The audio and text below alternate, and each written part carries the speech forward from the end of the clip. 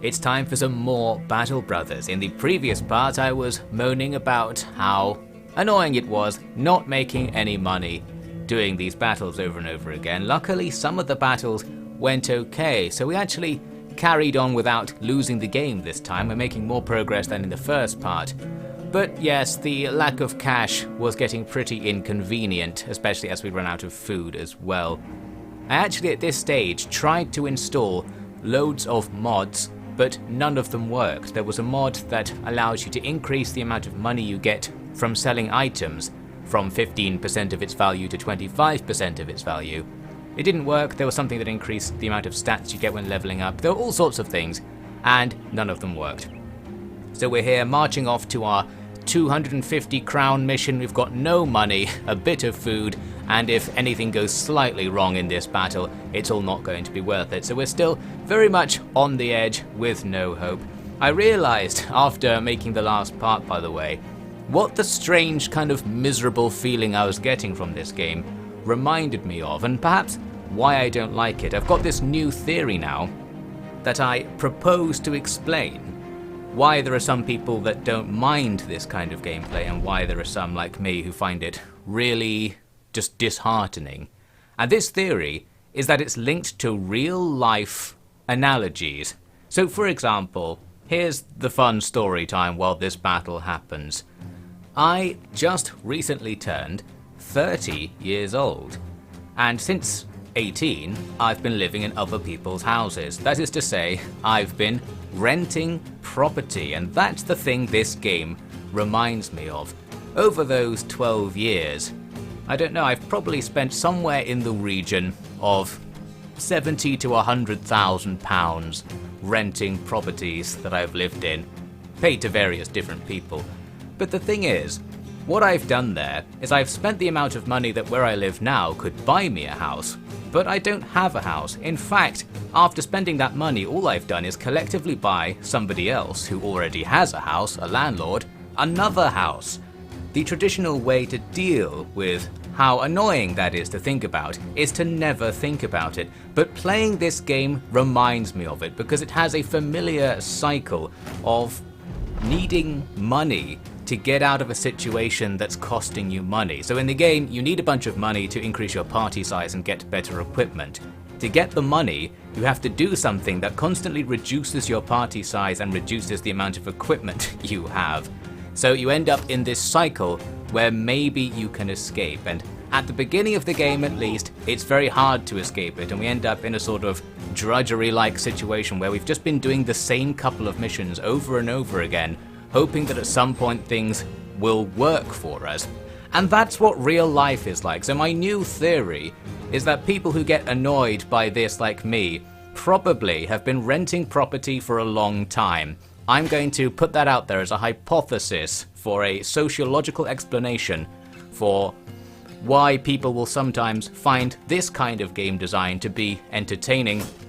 Because for some people, getting out of this loop is invigorating in some way, but from my perspective, having been in the loop for a long time in real life, it kind of reflects that feeling of general hopelessness. And that was my realization yesterday, I think it was, when I was thinking about why did I feel so uncomfortable playing this early game Battle Brothers experience, and I realized it's similar to the feeling you get if you think about how much money you've lost to rentals over the years. To wrap this up then, the final review of Battle Brothers, at least the early game, maybe the entire game, I don't really know quite yet, is that it feels kind of like not being able to buy a house and having to buy someone else a house as a punishment. You could easily double the baseline amount of money that these missions gave out in the game, and I think maybe it would get back on track. I'd even be interested in tripling it. And that is essentially what the early game turns out to be about in retrospect, this gaining of renown that I've mentioned before that increases your pay. But moving on from the near revolutionary ranting, in this battle, things are kind of going okay, because while we're just lined up against each other, slashing about in the night, we've got better equipment, more party members, and spears, which they don't really have, so RNG is going to be on our side. Let's skip to the end. It all worked out just about as well as it could do. He didn't lose anybody. So that's some money saved for sure. The loot though remains wanting. We've got a few weapons but no armor because it all gets destroyed in the battle as previously mentioned. And the other big thing that's missing is the other party's inventory effectively. We don't get whatever money and food and supplies that they had. Effectively it just says they don't have any, I suppose. So that's not very useful for us because gaining things like supplies would be great. Instead, we have to go and spend the money we make from this mission just buying those supplies, and the cycle continues. We actually get the chance to double our money by betraying the contract again. But according to the internet, that lowers your renown, so now I know we shouldn't be doing that. I'm going to rush now to the nearest town. We're on the verge of being bankrupt. I sold a few things off there to make a bit of money, but it was nowhere near enough for a day's pay. So instead we just have to sprint back to the mission location, and we actually don't make it without going bankrupt. Luckily it seems you can be in debt for a short time. We just have negative money for a while. Then we get paid right after, and we're back in the green. But we still only have 1 day's worth of money and 1 day's worth of food. And of course, using the money to buy food will complicate the situation further. Overall, it's not the best.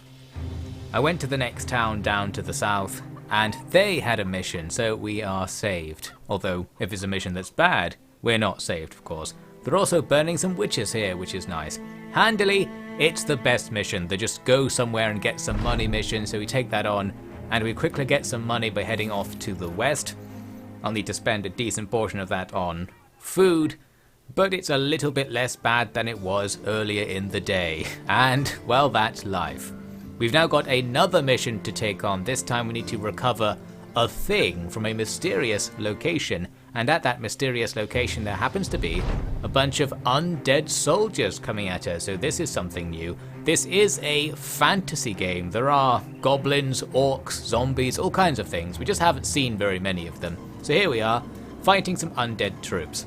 The good news is that with our 9 soldiers against their 4, we're certainly going to have an advantage. We can surround them for that tiny bit of extra chance to hit. But the more important advantage is just having more potential attacks to land, so you have more rolls on your RNG as well as marginally better RNG. It's still not exactly safe. The enemy can still kill one of my guys with 1 round of attacks if they get lucky. I've got a guy at the bottom of our line here who doesn't have a helmet, and when you get hit it kind of decides whether the hit goes against your body or your head, and if you're not wearing a helmet that means you immediately lose hit points to the hit. So we nearly lose Reiner here. Luckily he doesn't quite die and the enemy don't attack him again in their next turn, so we get away with this. And things are going a bit better at the other end of the line, I guess you could say the extremely short line. The guys towards the top of the screen are doing better. We've broken the shield on that enemy and nearly killed it already with hits around the shield. Meinrad here does a bit of damage in the middle. Meinrad's the only guy whose name I tend to remember because he's been consistently the best soldier in our units throughout both of my playthroughs so far. We do go on to fold down that breaking line and kill them all with no casualties. The loot, even bigger disappointment than usual. We don't even manage to pick up the weapons the enemy dropped except for one almost destroyed spear. Normally you at least get their weapons. Found some money though, so that's something. And of course we found the thing that the quest was to find, and we quickly take that back to make some cash. And now with that cash, I'm going to hire the cheapest guys I can find in order to make my party be 12 members strong, because that is my ambition. And by completing that ambition, we get an unknown increase to our renown level, and that promises to make us more money. So even though we can't afford to have these extra guys, now we've got them, we'll get some extra money, maybe they can just die and we'll be back to where we were but with more profit potential. To test this out, we need to head back to the east because there are no more missions here. We're going to be running out of money again on the way, of course. But we arrive and find a 2-skull mission here at Assenstad, our starting location. And because we're now slightly famous apparently, we get this prelude to the mission where somebody recommends us or something to go for the mission. And it's an easy one, just a delivery But this time the money is big. This is more like it. We're going to make something like 800 to 900 crowns off this delivery. That's actually a usable amount of money. We might make a profit in the end. I'm going to have to spend most of the advance payment on food to make it. It's a long journey down to the bottom part of the map, which so far I've been completely ignoring. So this is a new chapter in this campaign. Not only has our profit potential reached almost reasonable levels, we're going to go and explore a new land. As mentioned, I did need to get rid of most of the money on the way, both to get some provisions and to pay the soldiers to make this multi-day walk down to the destination. So while nothing happened and that was all good, we did again arrive bankrupt. Luckily we quickly turned that around without any consequences as far as I know.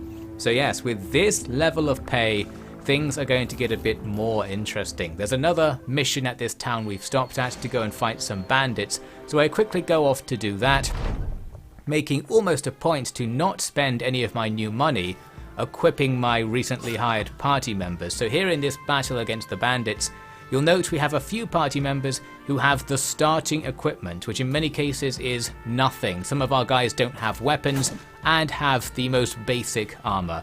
So of course the plan was to use them as distractions in order to downsize our mercenary company without paying them compensation for getting them fired, and while they're here in the battle, they'll take some damage and some heat off of our real party members. So this is pure strategy right here.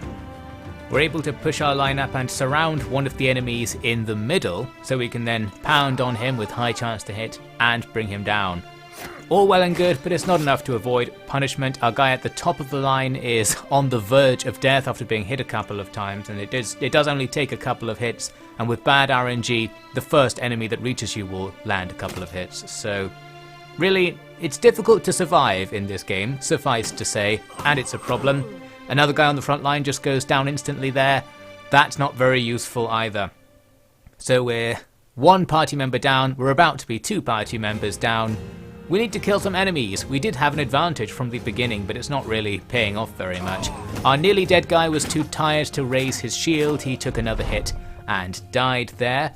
But at least towards the bottom of the line, we're surrounding and pounding another guy. So we're going to finish off the enemy in this area. And we're even using the guy I didn't bother to equip. He had a knife, so he can actually attack.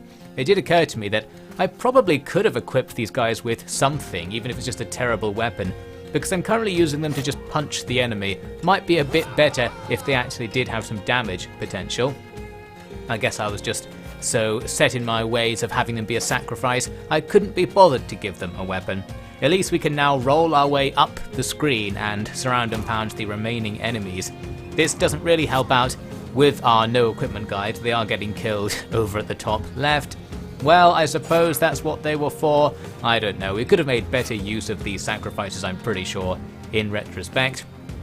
At least now we're probably going to win, even though this battle is going disastrously. So at this stage it's a loss almost no matter what happens. Losing 3 party members, that's a pretty big deal financially, and of course it's going to cost us much more than this mission will get us. Plus there's all the damage to equipment and stuff which you have to pay to repair through tools.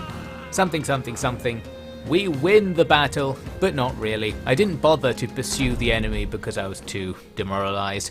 So there we go, we lost 3 party members. It could have gone different. I did hire 3 sacrifices, so unfortunately it wasn't those 3. We lost 1 sacrifice and 2 real troops, which is a shame, and one of them died without even taking that much damage, which is also a shame. I think he wasn't wearing a helmet or something, and if the enemy happens to get a headshot with their attacks, you go down faster. Don't know what the chances of all that are. Anyway, we grab a whole bunch of busted weapons, but unfortunately no armor drops, and then go back to the town to receive a bit of money to make up for how badly that mission went as usual. So now we're going to have to convert the 2 surviving sacrificial losers into our real troops. Luckily we've got some equipment to do it with, but I'm guessing they're lower level and stuff, so this is certainly going to be a setback for our forces. And the annoying thing is, you can't really know whether a mission's going to be a setback before you actually go and do it. So I suppose if I was save scumming, we could probably be doing better right now. I presume you're not supposed to save scum? Maybe you are. Some games presume you're going to save scum and are balanced around that. Anyway, we grab a new mission, which is just a walk to some town. I couldn't find it until I discovered it was behind the user interface, so there it is in the top right. We walk over there without too much happening. Once I'm there, I'm going to hire a new party member to drag us up back towards 10, going for that target of 12, which is the most you can have in a fight at once to maximize your damage potential. This guy, Arnold the Anxious, sounds like he's not going to be too good, but you're in the line now, brother. And after that, we've got another mission to go and investigate a bandit lair. We're going to fight some bandits again. There's not too much to say about this one. We just stood in a line and hacked at each other. But at the end of our line, we've got the lowermost guy slightly surrounded. So we're going to pour the damage onto him, and we do kill him early on. We also grab a kill in the middle. There's a guy with a two-handed axe who's nice and vulnerable to attacks. He had actually destroyed the shields of one of my frontline fighters there. Luckily, we now have local numbers. We can surround the enemy and go for some 2-on-1s and stuff. So broadly speaking, now it's okay. Once we've reduced the enemy's numbers to being about half of ours, we can overwhelm them. We saw there a bit of a switcheroo happen. When I saw that, I was like, ooh, is that a feature in the game, being able to swap pieces around? Because that would make a pretty big difference to the number of possible tactics you could use. And it would be a feature that's in a much better turn-based strategy game, Godless Tactics, which of course would make this better. But it turns out it's something you can only do if you have a certain level up perk, which prevents you getting other things, of course, so I wasn't too interested in that. I'm actually wasting my time here. Attacking this guy in the center who is fleeing. We could be focusing down the guys who aren't fleeing with those soldiers, so that's not very efficient. At least we're not being too punished for it right now, and we get some good RNG that allows me to bring down another one of the enemy's main line soldiers with a bit of frantic stabbing. We then nearly lose our guy at the bottom of the line. He just about survives with all of his equipment destroyed and his health pretty low. And we go on to just round up the rest of them soon enough. We won the battle with no casualties. That is more like it. We might actually make some cash off this one. And the loot wasn't too bad. There are a few things here that you might expect to be getting as loot. It's strange because the map we were fighting on had loads of loot visibly on the ground, like bags and chests and stuff, because we were attacking their base. But unfortunately we didn't get that much stuff, just a few scraps as it turns out, and we didn't take any of their clothes or anything, which was a mistake. Ultimately, we move on from that area entirely because there are no missions at the nearby town, and I come to the bottom right hand corner of the map. I was seeking out this city, because now I've got loads of random weapons in my inventory that I don't need. I thought we'll go to a city to sell them off, because the game was saying that you get better prices in a city, although the difference, as it turns out, is very small. Also, this is a city with a castle in it, and that means we can't take missions here, so I've paid money and used supplies to come here, and it's not going to be that useful for us, unfortunately. While I'm here though, we can look at the weapon shop and just sort of scope out where we're supposed to be going with all this. If we can get absolutely loads of money, like 50 grand, we can buy the next tier of weapons and be stronger, only by like 5 damage as well. It's so disappointing for how difficult it is to get. I'm really hoping we'll just get them as drops at some point, or we'll find a treasure chest or something, I don't know. So in theory we can get stronger, but it's looking very out of reach at the moment. I went over to one of the 3 towns in the corner, and luckily it did have a mission for me. It was just to go back up towards the middle. I was happy to do that because being in the bottom right's not very useful, too many castles down there. So we take this easy mission, which is just to go to that settlement. On the way, I finally worked out how to look at my renown, the thing I've been hinting at before as being important. So we have 300 and something renown. On the internet it said it goes up to 14,000, and somebody said you need something like 750 for missions to start becoming very profitable, even if you do take damage or losses along the way. So that's not too far off, although you only get 25 renown per completed mission, and there are all sorts of things that cause you to lose renown, including time passing. So we've got an issue here. We've got the Mount and Blade early game problem that I've hinted to before. We have to just do the same thing a lot of times to have a chance to get out of this grind and maybe experience more of the game's content, whatever that might be. When I got to the next town, I was, again, admiring the weapon shop, like a child looking in a sweet shop window at all the things I can't afford. I actually can afford this spear if I spend all of my money on it, but it's probably not worth it to get an extra 5 damage. Maybe the damage is RNG based as well. But then again, with the butterfly effect, doing 5 damage extra somewhere in a fight might cause you to not lose a party member in the same fight and save you a whole bunch of money. Who knows? It obviously is better to have higher damage, it just doesn't seem that much better because the numbers involved are quite low. It would pay off, I expect. Anyway, the next mission we take up is to go and secure an ancient graveyard of some kind, or a cemetery, and the battle that comes out of this proved to be a unique and interesting one. In a bad way, but that might make it interesting for you to watch me going through it. So find out what I'm talking about there at the start of the next part.